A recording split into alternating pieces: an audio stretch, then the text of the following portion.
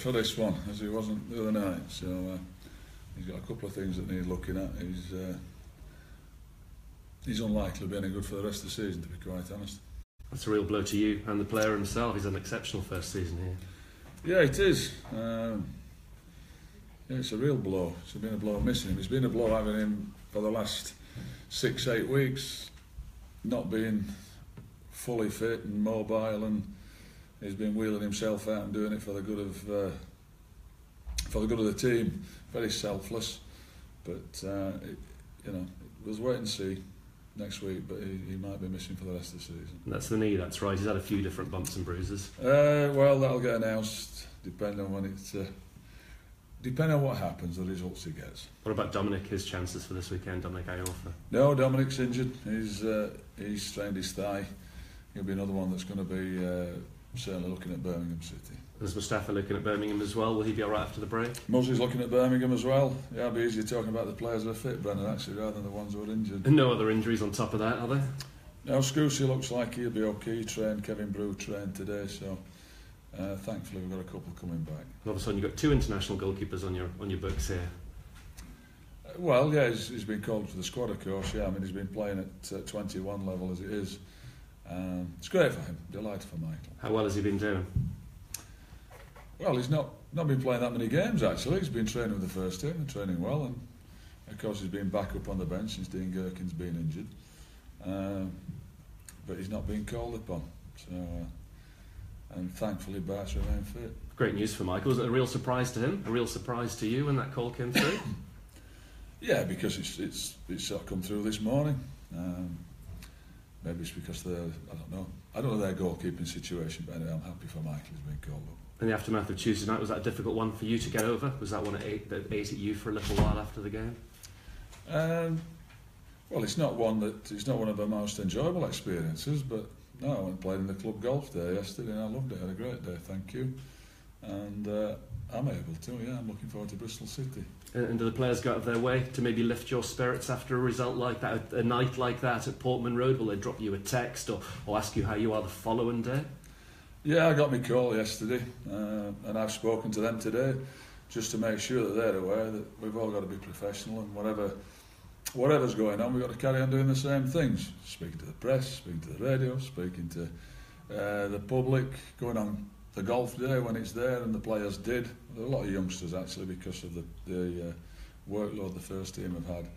And it was a really enjoyable one. So to continue doing the same, and we don't change. And do you get a call from Marcus? Does he offer up his support? You'd appreciate that, surely?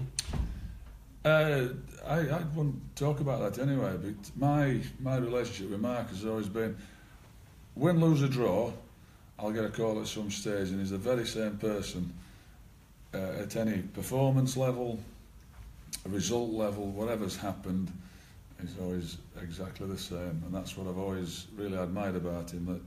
That's very supportive. He's not up and down. He's very consistent. I guess he'll know all about Tuesday night, even if he wasn't here. I would think so.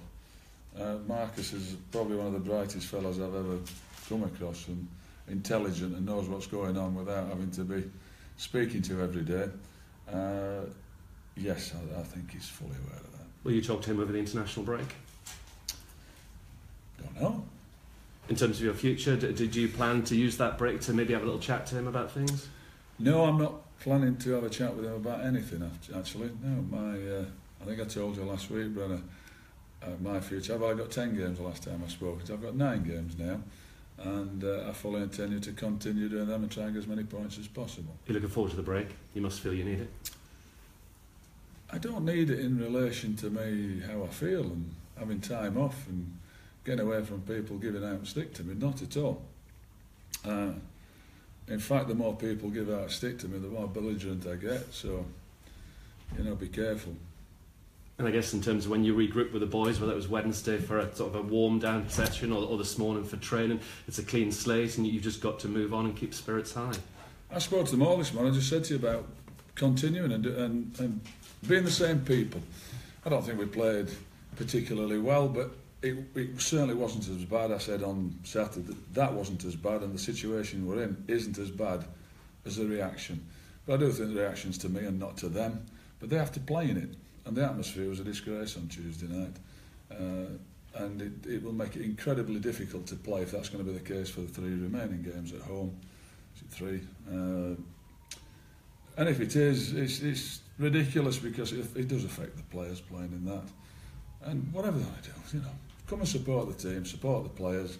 If you all want to stand after us and boo me and jeer me, fine. But that, I don't think that's doing that on. Well, I'll tell you what, if it was to try and get me out and me to walk out, it's not achieved anything because I'm not going to do. If it's something to provoke Marcus to sacking me, well, I'm still here doing the press conference for Bristol City, and I'm certain I'll still be doing the press conference for Middlesbrough at home. So, we'll see. It was the worst part of the whole night, Tristan getting stick. That really annoyed an awful lot of supporters, that the minority, the tiny minority, that turned on a kid of their own. I thought that was appalling, and to those who did it, I think they're a disgrace, because he's a young kid and he's a good player for the club, and for him to come. And I asked him this morning how he felt. He said, I didn't hear it, but I don't know. He maybe didn't know it was directed at him, and it was only for it wasn't singling him out, but it's just the fact that he can control a ball, he give a ball away and they're ruining at him, and they should be giving him more encouragement than that. It's sad actually that he had to come into the team when that was sort of likely to happen. It's sad for Ben Morris, he made his debut on that, but I'm sure Ben will remember his debut, whatever. But you must know as well that the vast majority of Ipswich Towns absolutely hated Tristan getting that grief. Good. You are singing from the same hymn sheet on that. Oh well, right. Yes, and I would hope. I would think I would be as well. And I think the vast majority and over my 5.5 years here, the vast majority have been very supportive, and lots of them continue to be that way. But yeah, 59-year-old fellow who's been around the block a few times, one thing. An 18-year-old kid that could set him back a long way. So I'm glad you're telling me that anyway, and I hope that's the way people are feeling, that it's wrong to do that to him. Better to be away from home this weekend, do you feel? I mean, your away record recently is very good, and it would be the obvious thing, wouldn't it? Oh yeah, I think our record recently has been very good actually. It's been all right. It's funny, I was watching the news last night and I see my ugly kipper come up on TV, and I thought, well, I'll turn that up and see what they're saying. And so I listened to that, then I listened to it afterwards where Norwich had one shot and equalised, and they've won 1 in 7 and they're 3 points beneath us, and I don't see any hue and cry. I don't know if they shout for the manager out, I have no idea. And Bristol City, when they came to Portman Road, one of the better sides we've seen at Portman Road, do you think, this season? They've had a great season, yeah. They've been one of the better sides all season, just dropped out. I think it shows you how tough the top 6 is when Bristol City are outside it, Sheffield United are outside of it. They've done well. They've invested in the team. They went out and spent a few quid on Jeju, and they've got some good players. They managed to give all the Flint, which I think was a really big thing for them when there were lots of people trying to sign him. Yeah, they've done well. They've been a good team this season. Okay, thank you. You say that you didn't feel the atmosphere reflected your current form and results, and that's right, but you must realise it's probably something that stems from a bigger picture, do you think, in terms of how long the club's been kind of treading water at this level, and years without a cup run, years without wins against the rivals. All of that's gone into the melting pot to create Tuesday. It's not just been a short-term reaction to some results. Do you see that? Yes, yeah, of course. Yeah, I understand that, and maybe they feel for or the need or what they want to see as change. Myself and the players can't really affect all of that. We turn up and work hard in training and in games and try to do our best for the team. I can't, from coming in here, every year I've tried to get into the top 6, I've been in it once and done my best, and all the players have. All the other stuff I can't affect. So I'm dealing with the things on the pitch and with the players. And so that's why I'm saying it doesn't reflect. So do you understand I'm talking from my point of view from this training ground and the players? Mm-hmm. So I'm speaking on behalf of me and them, not on behalf of the how many managers were before me and the fact they got relegated when they got, and crowds are going down. We continue to try and do our best for the club. Mm-hmm. You've said you're sort of sick of answering questions about your future. I don't think we're not particularly enjoying asking them week after week, but this could have all been avoided, couldn't it, if this situation had been cleared up a bit sooner? Do you feel a bit... You've talked about the emotional support that Marcus gives you, but do you not feel that you wish the conversation had started a bit sooner about your future? Not really, no. No. It's... you just all want to know. It's like you want to, that little snippet of information. I mean, I don't know how many people would be glad to see the back of me after Tuesday night, and even before that. You know, I've said before, be careful what you wish for. I think there'll be a fair amount of people, and lots I've spoken to and given me support, and they would like me to stay. But that's not being resolved. So, and until it is, and I'll make sure you're the first to hear. It's not... You must want to know, and surely by resolving the situation would have prevented perhaps the atmosphere on Tuesday night, because people could have got their head around what is to come. Yeah, I guess so. I guess if they turn around and offer me a new 5-year contract and say, do we want you to stay here and continue doing what you're doing on the budget that we've got and getting the team to play however we play and do and getting the results we get over and above what was probably expected, I wonder how people would say if he said that. So I don't think any message Marcus gives out. He's never been one to be speaking too often to you, to anybody else. And of course, the more you clamour for it, the less likely it's going to come, because he's not going to be pressurised into it, as I'm not going to be pressurised into anything either. I just wonder if you feel it's unfair that you're the one that has to keep facing all these questions, and would it have helped if Marcus had spoken a bit more? And I don't do fair and unfair, really. I just keep coming out and doing my job. I don't think you've heard me coming here and moan too much about anything, have you? And I keep doing it. I continue to keep doing it. And by speaking to me and asking me, he's not going to provoke Marcus to come and speak to you anyway. So, you know, and I'm actually comfortable with it. I'm cool with it. You can understand why he's kept his powder dry in terms of your contract. Why he's held back on speaking to you about it. Well, it's interesting. We had this discussion before Christmas, and I said to you then at the time, you're going to have to wait and see. And what if I decided I wasn't going to stay, irrespective of what? They weren't going to change. There wouldn't have been a change of manager then. My contract would have been seen out anyway. If I'd have turned around and said I wasn't staying, I wonder how that would have affected the whole piece. You know, I'm not going to compare myself to Sir Alex Ferguson, but at the time he did it and told everybody, suddenly players looked like they're down tools and didn't play anymore. And then the following season he stayed, and because they won the league, didn't they? So that would have been remiss of me, and I think very unprofessional if I'd have decided that. And what happens if Marcus had come out and said, no, I'm not keeping him, and I'm going? I wonder how I would have felt about it and everybody else. There might have been throwing the hats and knickers in the air. I don't know, dancing on the table. I haven't got a clue. But I'd have still been here. I wouldn't have gone. You know, I wouldn't have said, oh, well, I'm going to go then. If you're not going to keep me, I'm going to go. I'm going to walk out. No way. So I got me 12 months at the end of last season. I was going to see my job out, and that's what I intend to do. And if Marcus wants to extend that, I will consider that, certainly. And I might consider it even more now after all the people are trying to get me out, just to really annoy him. It's become a bit of a siege mentality now, a bit of them and us situation with the group huddle on the pitch, and what you're saying here today about the fans. Is that a healthy situation now? Have I created that? It is what it is. I'm just asking. Have I created that?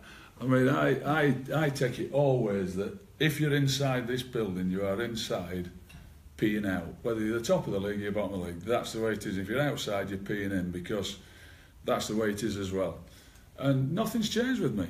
Nothing at all. The only thing that's changed is probably the amount of aggro I'm getting, personally. And if that's because we've been in the league for how many years, or because the pitch is not great, or the stadium's not great, or people don't think my football's great. They thought it was brilliant when I got them out of the dirt when there were 7 points adrift, and they thought it was brilliant when we finished in the top 6. And I ain't changed. So the only people who've changed are the people who are watching. And if they're getting bored of everything and I'm getting the flack for it, well, so be it, because I'm the figurehead and I'm quite happy to take it.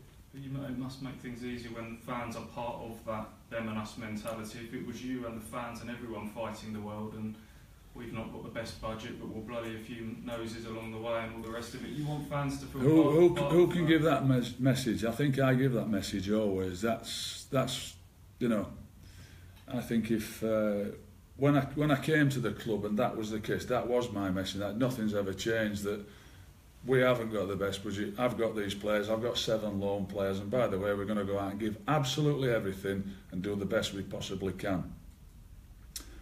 And that was accepted then, because it was seen as a success finishing, was it 14th? It was accepted this following year, because it's 9th. It's really accepted, and I'm dick shit all of a sudden because we finished 6th. But it's, and so I haven't changed. And I would love the fans to be like, right, how can I do that? I keep trying it. We go away and we win 2 away games. We've had 2 great results. We should have beat Norwich. That'd have been fabulous. So I'm still doing my part of the bargain. Absolutely, 100% doing my part of the bargain. And if I can't get them to buy into the way I do it in my part of the bargain, well, you're going to have to tolerate me for 9 games at least, unless Marcus offers me to stay. Do you really not care what fans think? Of course I care what fans think, but when I say I don't care, I don't go home and lose sleep. I don't go home and cry myself to sleep, and I don't lose sleep over it. And but I want to be with the fans. Of course I do. Wherever I am, it's about the fans. They'll be here when I've long gone. They'll be here when all the players have gone. I would love the fans to be back on side. I've enjoyed my relationship with them. But wow, I think I'm pretty much getting the thin end of the wedge at the minute. I have to be honest. Yeah. Thank you, Mick. Appreciate you answering the questions. No problem. It's a pleasure. You said a year or so ago that you thought that sometimes managers have kind of shelf lives at clubs that fans get to the end of. Yeah. Do you think it's just a matter of it being a natural end in a way? Maybe, but the natural end will, of course, will be at the end of this year when my contract runs out. So I wasn't walking away from a contract last year when I got a year's contract. Why should I walk out of work and go looking for something else? So, as I said, I've completed my end of the bargain. And I haven't changed, by the way, since we won the first 5 games of the season when we were scoring goals for fun. So I haven't changed at all. And I'm still completing my end of the bargain, which is my contract. And unless that changes, there's not a lot I can do about it, is there? Do you think there's a kind of an understanding of quite how much more difficult this division has got, given the resources at this club these days? I think there's an understanding that fans want their team to be winning and to be playing well and to be a happy atmosphere and to come and socialise and be at a nice environment on a Saturday and we're all in it together. We've had that for a long time. It's not at the moment. However, we get it back. That might be by me leaving. That might not be. That might be by me leaving, and then you're top of the first division in a couple of years or something like that. Would be fabulous. I mean, you said something like this a year or so ago. Again, you didn't want to be turning up and there only being so many thousand season ticket holders and all that kind of thing. And do you know what? There's a lot of support for me as well. There is a lot of support for me and for the team, and not all negative. And I don't think that's the case. And yes, I'd love them to be back on side because I really enjoyed certainly my first 3.5 years here, 4 years more than I've enjoyed this season. But that still doesn't mean to say I'm not going to continue and be professional and do my job to the very bitter end. Are you enjoying the job here at the moment? I love my job at the moment. I come in every day and enjoy it. And pretty much as I walk out on a game day, I enjoy that. Because I always think we're going to get something out of it. And when we do, it's brilliant, and when we don't, well, I just have to suffer the consequences, which I did on Tuesday night. Have you had this sort of schism, as it were, with the fans at other clubs that you've been at? Schism, explain that one to me. Rift. I've had a rift with fans. I think when, at the end of a contract, when it ends, I guess, I won the championship with Sunderland and spent a year in there and with Wolves, and I think when it starts to come to an end, I think you start getting a bit of grief. So, but I've had nothing like that. I've had nothing like that atmosphere. I've had no hostile atmospheres, but I've never had that. That was like complete apathy, and I think there was, I don't think there was any respect for the players actually, which is sad. I mean, giving the manager stick is one thing, and giving players another thing altogether. That seems to be the thing that sort of hurt you most, was that it kind of, the players sort of bore the brunt of what was being aimed at you. Well, they had to play in it, and they did on Tuesday night, yeah, they did. And I said it's not doing anybody any good, it's not doing them any good, it's not doing the team any good, it's not doing the club any good. I'm here talking about it, it goes national and worldwide about how people feel about it. You know what, perhaps I don't want it to ruin my brand, how I perform and what people think of me. But I think that's probably restricted to this area at the moment, in terms of Ipswich fans, about the job that I've done and how it's being done here. But I said, don't let it affect the players. The players are trying their legs off, they're running the socks off for everybody. It might not be good, might not be great, but they're trying the best. So I only ask you to give them the support. And if then they want to give me grief at the end and boo me off, cool. Thank you. Thank you guys. Thank you. Thank you. I'll come back and get you. Right. See ya.